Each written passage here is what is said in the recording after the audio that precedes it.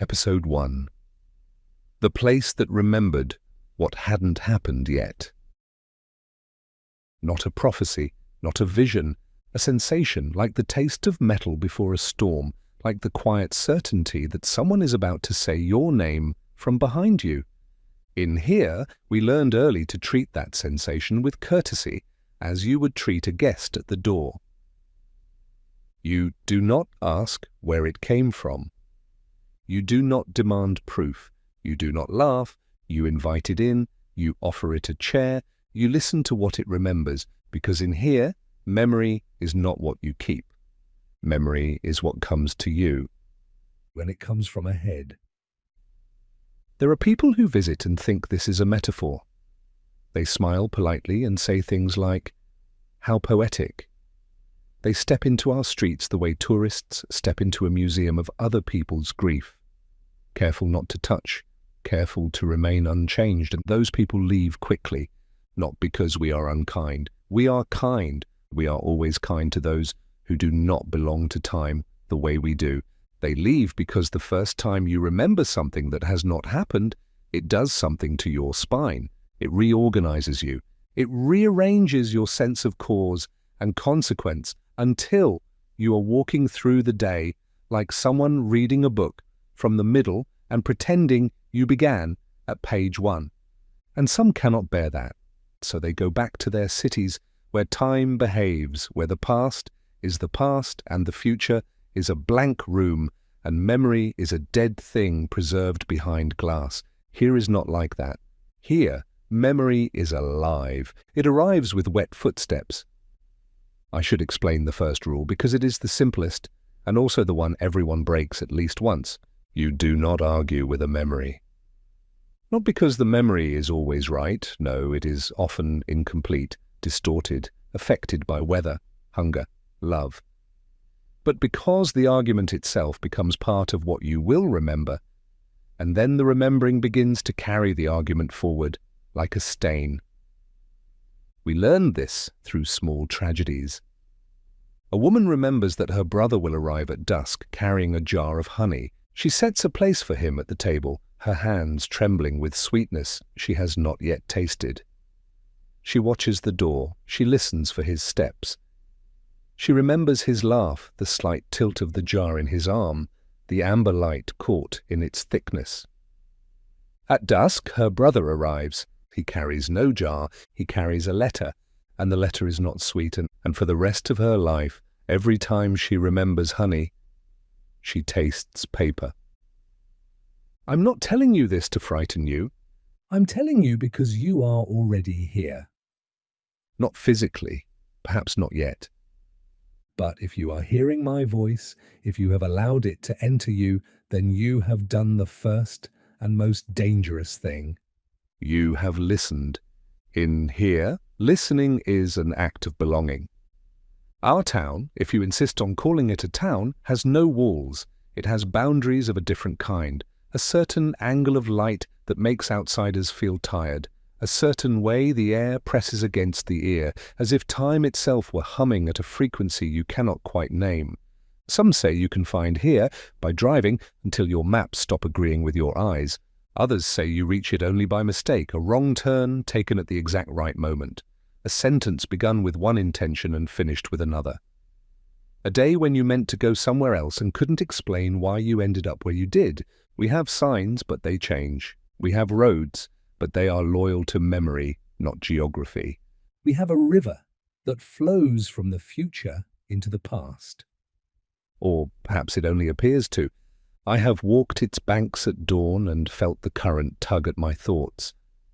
I have watched children lean over its surface, seeing their own faces ripple into faces they will someday wear. Not older, exactly. Different. Like a person who has lived through a sentence that changed them. There are no clocks here, at least none that we trust. We keep them out of habit, out of politeness toward visitors, out of the old fear that if we stop measuring time, time might take offense. But the clocks in here behave strangely. They hurry when you are afraid. They slow when you are lying. Sometimes they stop entirely in the presence of grief, as if grief were a heavy hand pressed against the mechanism. So we use other ways to know the day. We measure by the flight of birds, by the shape of shadows on the stones, by the way the wind leans into the trees, and we measure, most of all, by what arrives in the mind. A memory comes, it is morning. A memory comes, it is too late. A memory comes, you should not go to the market today. A memory comes, you will meet someone who will change you. Sometimes the memory includes a name. Sometimes it includes only a smell, a phrase, a color. Sometimes it is so ordinary that you doubt it. Those are the ones that ruin you, because you do not prepare for ordinary miracles. I remember my first future memory the way one remembers the first time someone touched them with intention. I was 7. I was in the schoolhouse, which was not a building so much as an agreement. 4 walls, a roof, a teacher with ink on her hands, and a voice that could cut through noise like a thin blade. Outside, the trees were shedding their leaves in a slow, patient rain. Inside, we were learning the alphabet of tomorrow. Yes, we have an alphabet for it.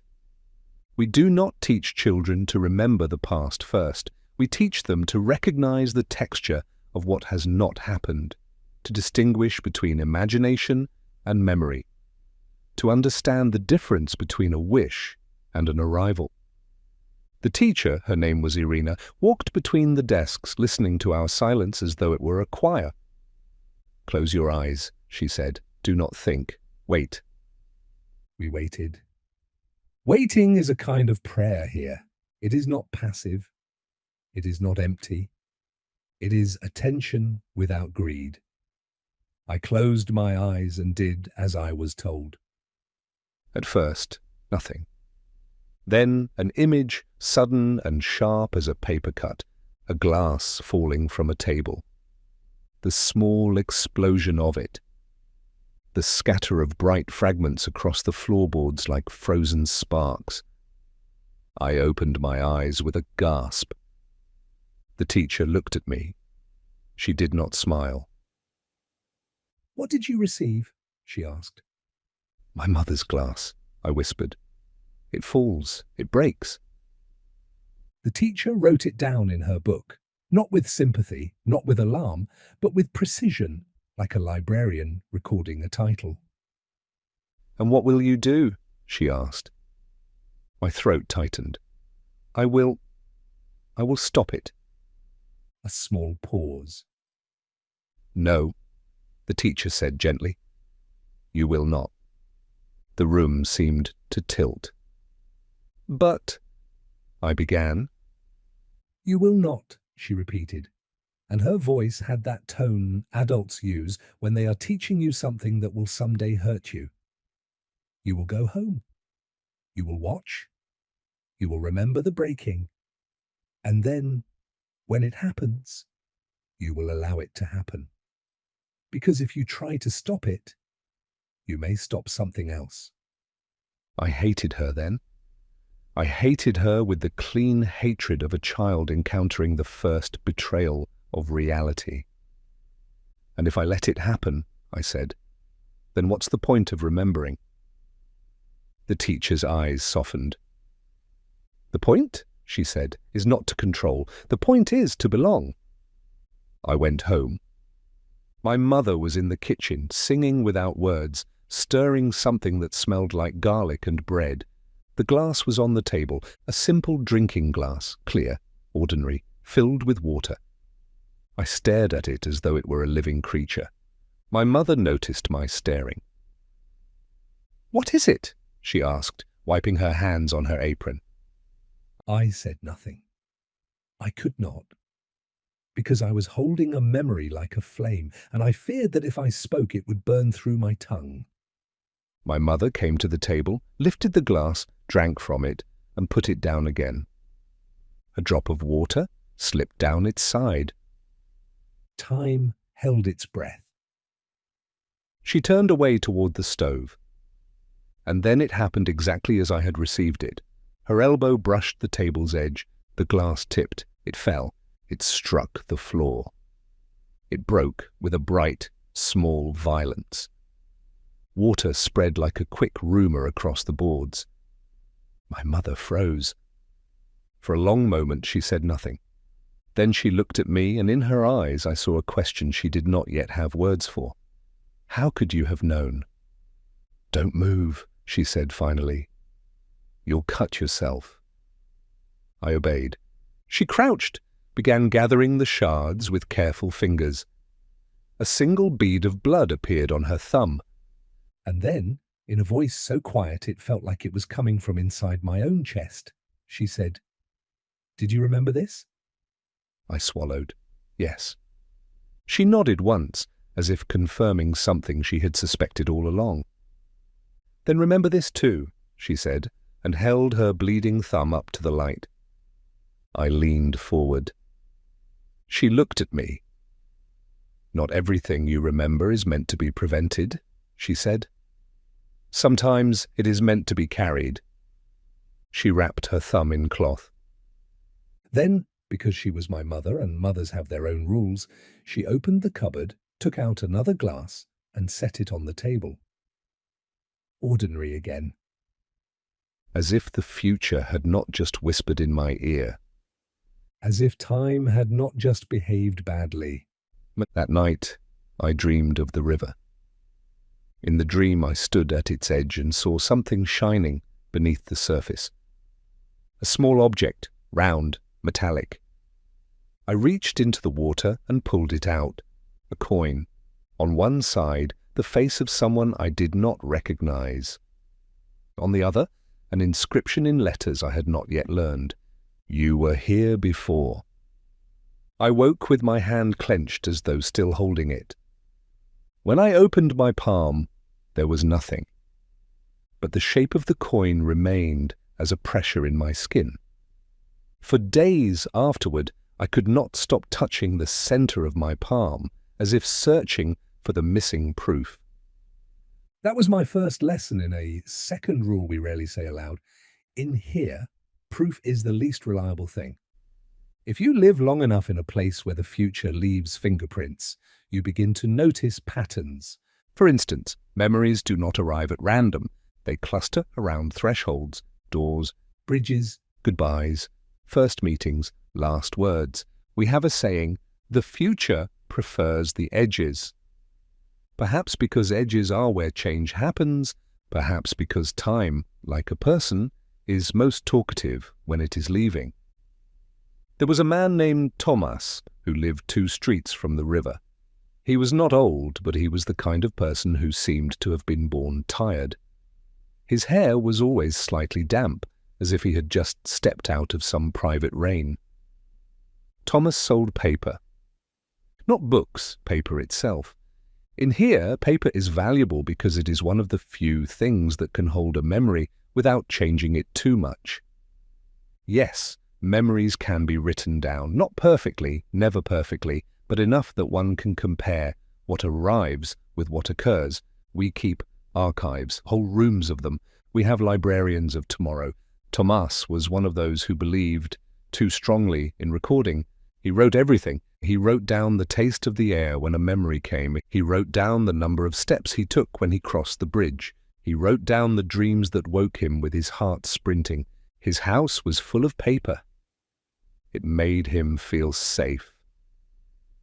Until the day he remembered fire. He remembered it not as a blaze, not as a spectacle, but as a smell. Smoke caught in the throat, a dull orange light in the corners of a room.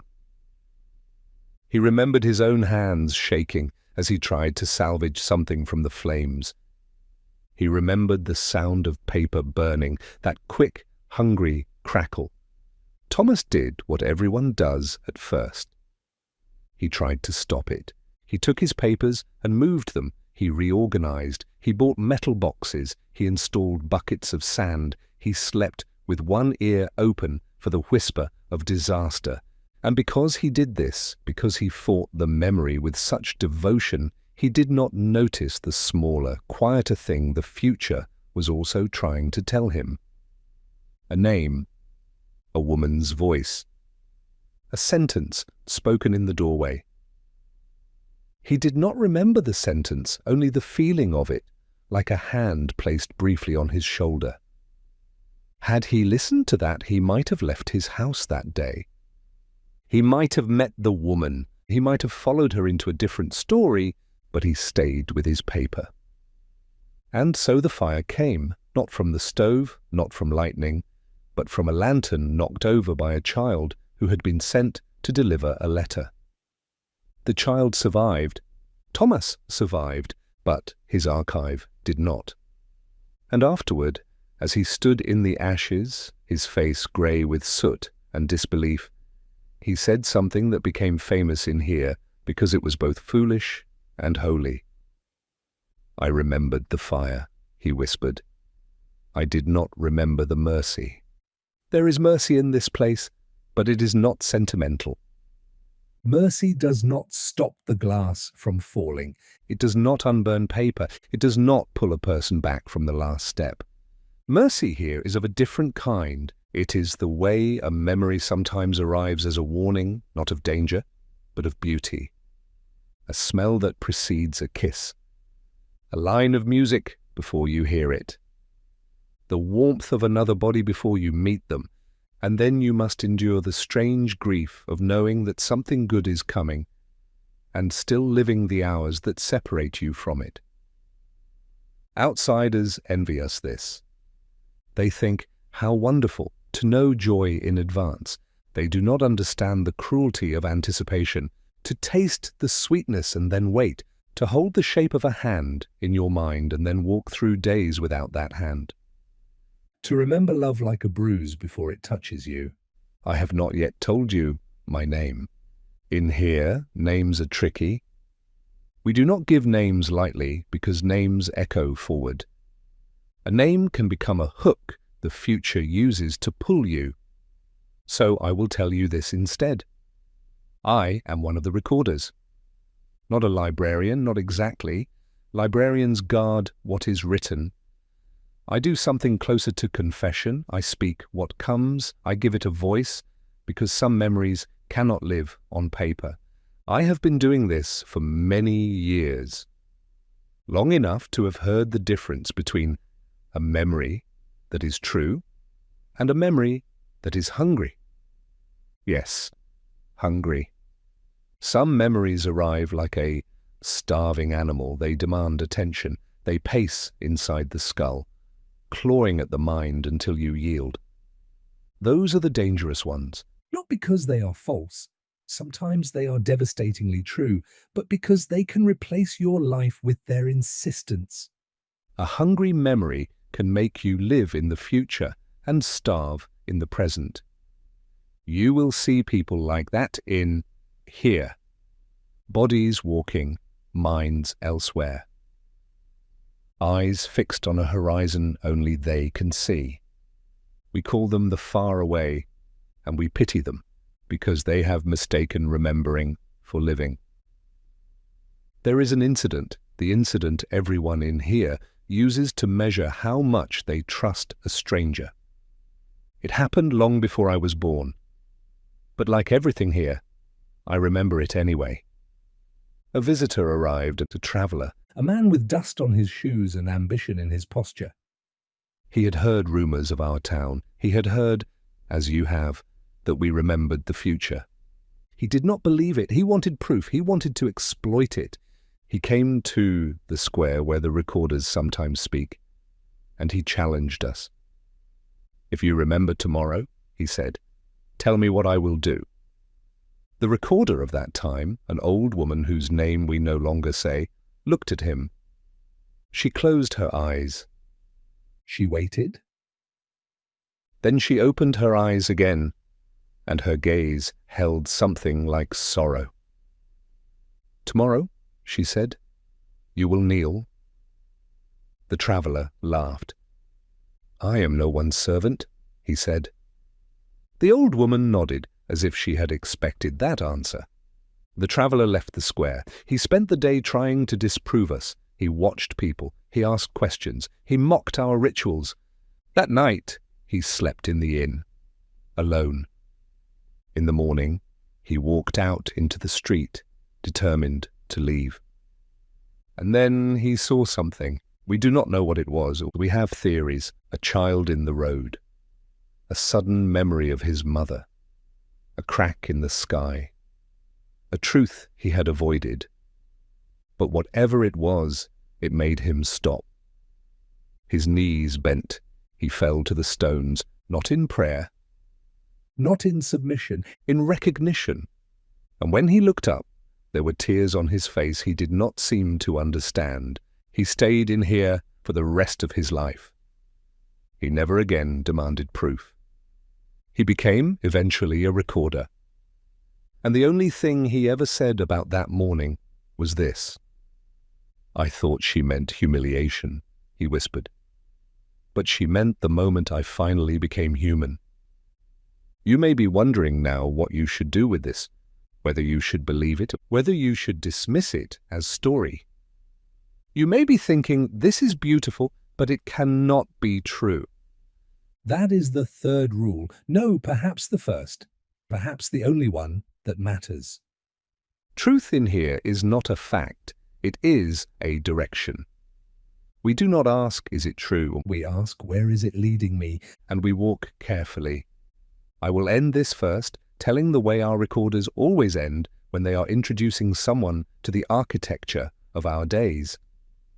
With a memory, not mine, not yours. A memory that belongs to here itself, as if the town were a creature that dreams. This memory comes to many of us once, at the beginning. It is never the same in details, but it is always the same in feeling. You are standing at the river. The sky is low and the water is moving in two directions at once. In your hand is something small, a coin, A key, a ring, a piece of glass. You do not know why you are holding it, but you know, without being told, that it is important. You look down at it.